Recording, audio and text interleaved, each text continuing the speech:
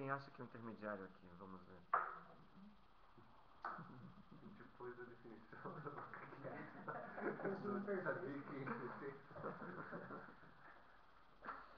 O intermediário, a definição é a seguinte: é um homem que ele tem alma divina e tem alma animal também.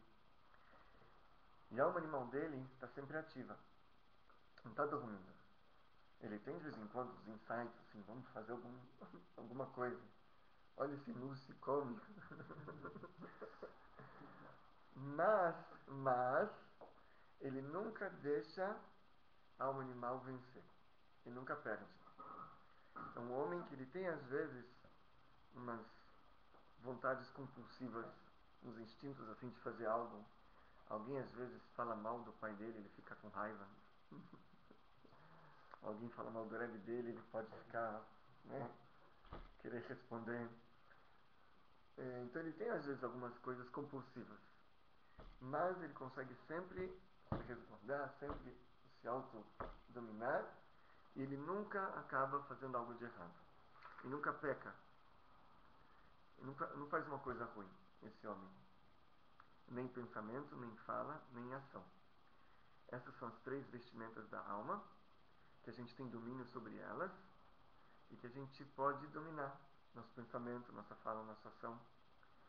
As emoções nem todas, porque a alma animal ela é forte, você sente às vezes alguma emoção, uma raiva, isso ou aquilo. Mas a alma divina do Benoni, do intermediário, não deixa a alma animal vencer, penetrar nessas 3 vestimentas. Ok? Então ele também não tem pensamentos ruins, ele também não fala mal de ninguém, também não fala besteira, também não vê jornal nacional. Olha, pessoal, nada contra o jornal nacional assim. Mas tem coisa melhor para fazer, certo? Então, também não come pela gula, ele só come para servir a Deus. Só come para servir a Deus, mesmo que às vezes ele tem o impulso de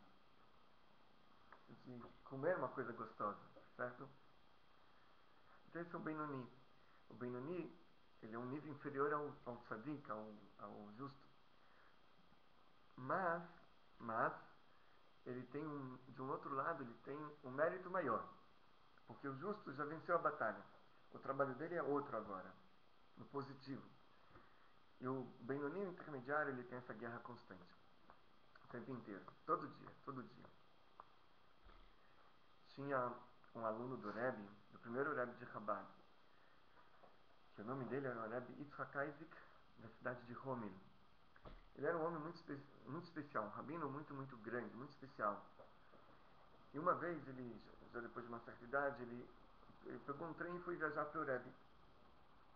Como ele já não era um jovem, já tinha uma certa idade, mandaram junto com ele 2 rapazes para acompanhá-lo, para ajudá-lo. E ele entrou no trem, e a viagem parece que demorava 2 dias e 2 noites, no trem bala da Rússia naquela época, 200 anos atrás. Ele entrou no trem, era o terceiro Rebbe de Chabad, 170 anos atrás. E o trem foi viajando, e os 2 rapazes acompanhando ele. Ele começou a rezar. E quando ele rezava, ele entrava em transe, assim. Meditava e subia lá em cima nos mundos e ficava com Deus. E ele começou a rezar. E já era 2 dias e uma noite. 2 dias e uma noite. Ele só rezava. Não comeu, não bebeu, não dormiu. Estava lá, meditando, estava em transe, conectado. E os rapazes começaram a ficar preocupados. Falaram, olha, a gente precisa dar para ele comer alguma coisa. E tentaram falar com ele, mas ele estava nem aí. Até que começaram a mexer nele, né? E ele falou, me deixa, eu estou rezando, me deixa. Falou, olha, Rabino, eu só preciso beber, eu só preciso comer. E eles perturbaram, não estavam mais deixando ele rezar. Ele falou, tá bom, me traz um copo de chá então. Então o trem parou, na primeira estação, eles foram, trouxeram um copo de chá pro Rabino. Aí o Rabino bota o chá na frente dele e começa a olhar para o chá, e o chá olhava para o Rabino, ele olhava para o chá e o chá para o Rabino. Depois de uns 10, 15 minutos olhando para o chá, ele botou o chá para o outro lado e continuou olhando no vazio. Aí ele chegou no Rebbe. E quando ele foi no Rebbe, o Rebbe estava num lugar chamado Mikve. Ele estava sozinho dentro desse local, e o Rebbe sentiu que o rabino, que ele estava do lado de fora, falou: Isaac, vem aqui dentro, que eu vou te fazer de um Benoni, vou fazer você virar um tzadik, um justo. Aí ele falou: Rebbe, eu não quero presentes. Porque ele queria, com as forças próprias, tentar chegar nisso. Dizem depois que ele se arrependeu, porque por mais que você está elevado, sempre tem níveis para se elevar. Certo? Conta-se que esse mesmo Rebbe, o primeiro Rebbe de Chabad, ele quis dar para o terceiro Rebbe um presente, que era ensinar a língua dos pássaros, dos animais. Entendeu que os animais falam, o piado dos pássaros, o mugido da vaca. O rei Salomão sabia, e ele queria ensinar. E o terceiro Rebbe falou que eu não quero, o neto, eu quero chegar nisso com minhas forças próprias. Por quê? Porque os animais, eles são uma descendente não é uma palavra correta, eles são uma... Como é que fala isso? A origem espiritual deles são os animais, são os anjos. E os anjos, você tem na carruagem, tem lá do Ezequiel, cada roda tinha uma face, a face da águia, a face do leão, a face do boi. E essas faces, na verdade, são anjos, e os animais são descendentes desses anjos. Então, eles entendem isso, os grandes Rebes. Ele queria dar um presente para o neto. E o neto não quis, que ele quis chegar a isso com sua força própria, com sua própria força, e depois ele se arrependeu. Provavelmente ele chegou com suas forças próprias. Provavelmente. Mas, ele falou: se eu soubesse isso, eu podia usar a minha força para aprender outras coisas mais elevadas ou mais importantes. Então, isso tudo são exemplos de tzadikim, e esse de um Benoni, que não quis também virar tzadik, ele queria com suas forças próprias chegar até lá. Ok? Muito bem. Já que a gente está falando de tzadik, tzadik, ele lembra pra gente alguma palavra em hebraico.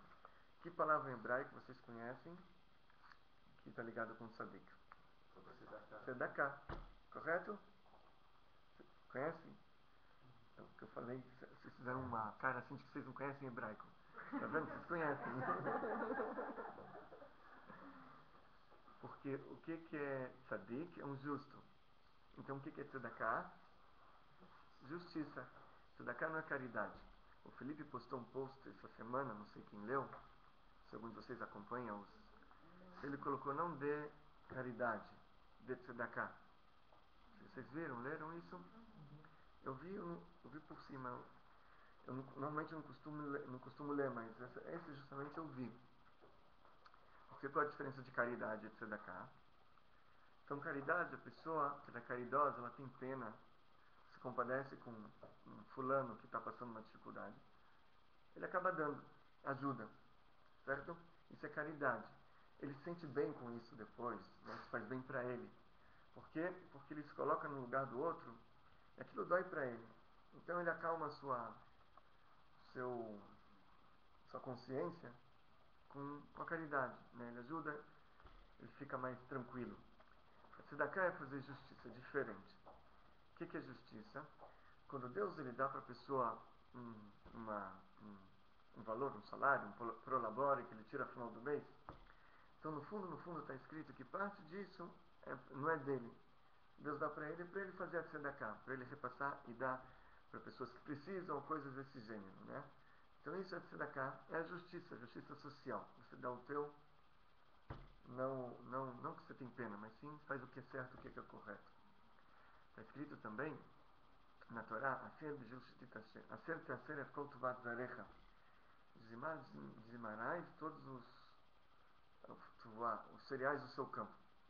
Então, naquela época da Bíblia, quem tinha um campo e tinha uma colheita, então 10% ele tinha que tirar, dava para o levita, pois mais uma parte ele tirava, dava para o sacerdote, para o Cohen. O levita, por sua vez, pegava aquilo que ele recebia, 10% ele dava para o Cohen, depois tirava mais 10%, dependendo do ano, dava para os pobres, assim por diante. Então dizimar e dizimarás. Por que 2 vezes? Porque tem o dízimo, o primeiro dízimo, que era do levita, e o segundo que era para os pobres, que ele dava, da colheita. Os sábios falam que em hebraico tem trocadilho. Está escrito aser te aser, dizimar e dizimarás.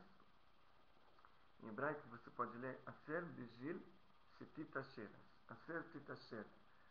Titasher significa enriquecerás. Então, também está escrito que aquele que dá é uma coisa que é bom para ficar rico.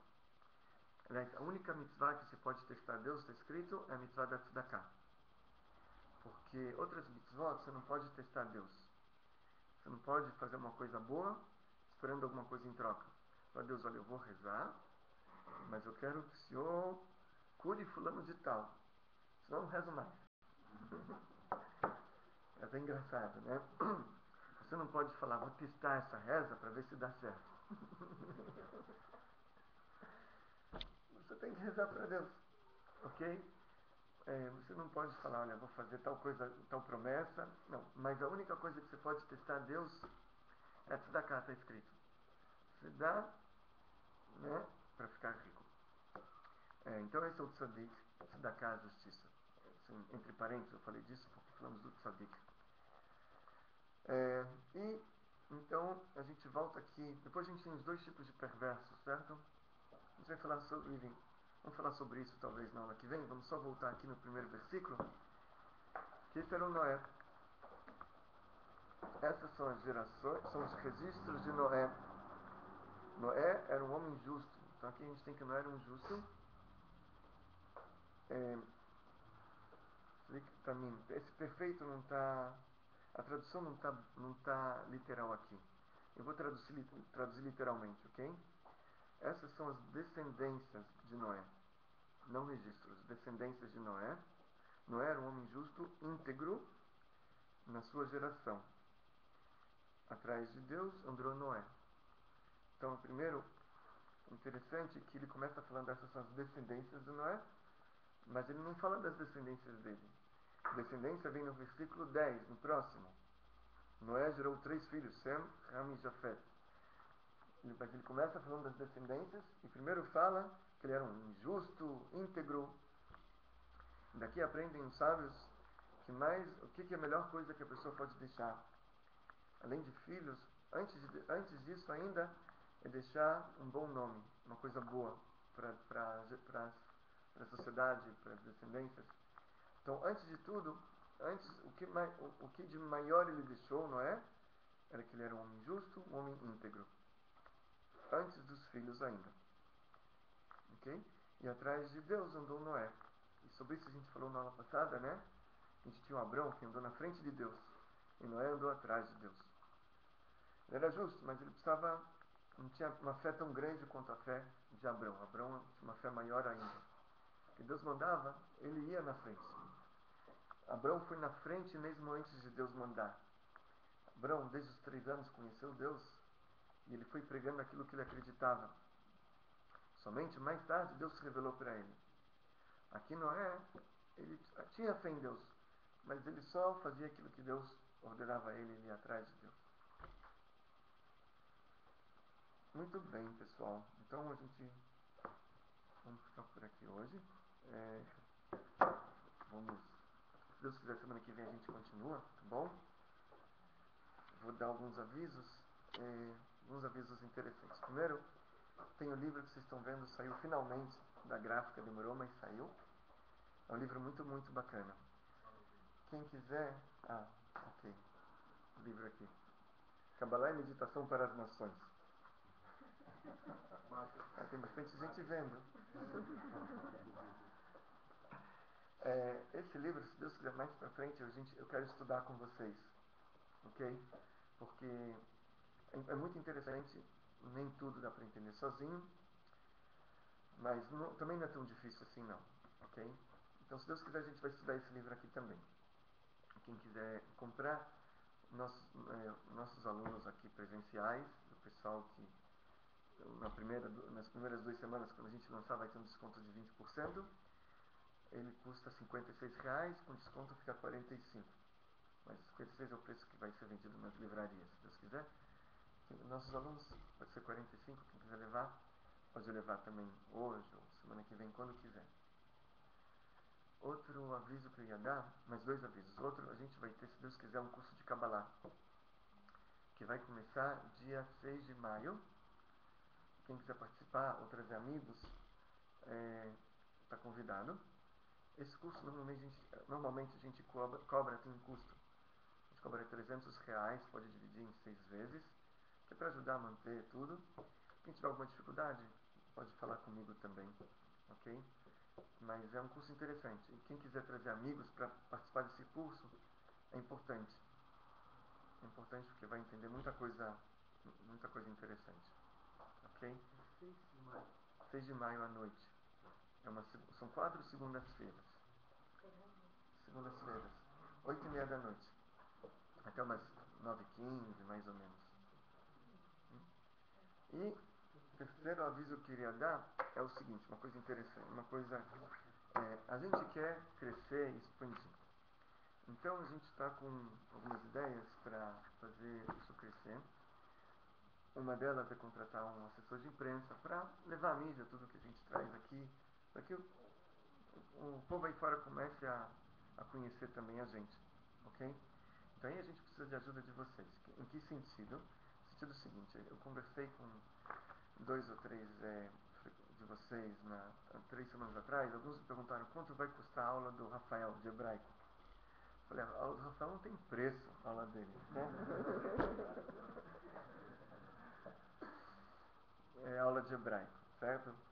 E, enfim, eu falei que na verdade eu pensei, cada um talvez pode dar uma contribuição de acordo com a possibilidade de cada um, mas da cá para a instituição.